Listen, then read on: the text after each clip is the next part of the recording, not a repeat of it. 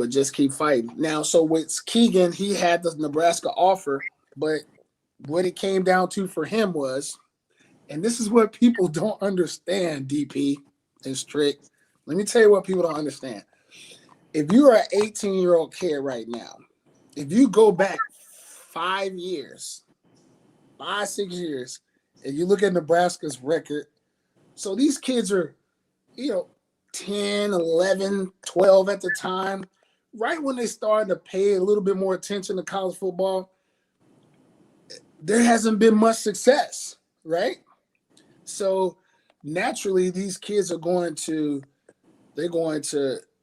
favor teams where they think that they're going to have opportunities to go to bowl games. They're going to have opportunities they see guys going pro. That's where they're going to go. That's where they're going to want to be. And one of the things with Keegan is he really meshed well with Kelton Copeland. He's the receivers coach, and he had a receiver drafted last year, Amir Smith-Marset, who's now with the Minnesota Vikings, and Brandon Smith, I think, is with the Cowboys. He didn't get drafted, but he was like Cade. He went as an undrafted free agent, and he made it. And those two guys were really good. So Keegan saw this newer receiver coach changing the culture, and he's like, man, this guy going pro. He's doing punt return, kickoff. I could go over there and do this stuff. And they're winning and going to bowl games. I feel like that's the best place for me. But it was really hard to turn down the Nebraska offer. Don't get me wrong on that, because he loves Nebraska. Keegan loved Nebraska, but he was just like, Dad, I want to have a good on the field and off the field experience. Mm-hmm. And one of the things that people don't realize is these kids, they hear the fans, they listen to the fans.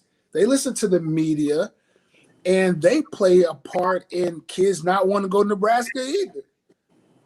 There's when you hear the fans complaining and upset about we might need to get rid of this coach.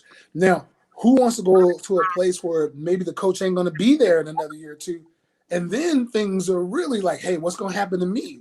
Is the new coach going to like me? What's going to happen to our culture? Is it going to take another 2-3 years? Which my career is about over then. Mm-hmm. Can you imagine being in Nebraska 4 years ago? If you've been on that team for 4 years, you've never been to a bowl game.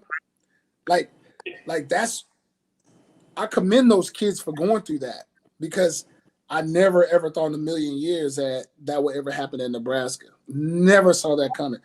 I mean, when I went to Nebraska, I knew we were going to a bowl game. And then it got to the point where we knew we were going to be conference champs. Then it got to the point where, where are we going to play for the national championship this year? My last 3 years at Nebraska, we played national championship. Florida State, Miami, Florida. So, I mean, I knew we were going to – we just had that feeling that we were going to play for the championship. And, again, as a kid today, if you don't see a team getting to 500 – not going to the bowl, and you're uncertain if it's ever going to happen, you're going to go somewhere else. Amen. It's plain and simple.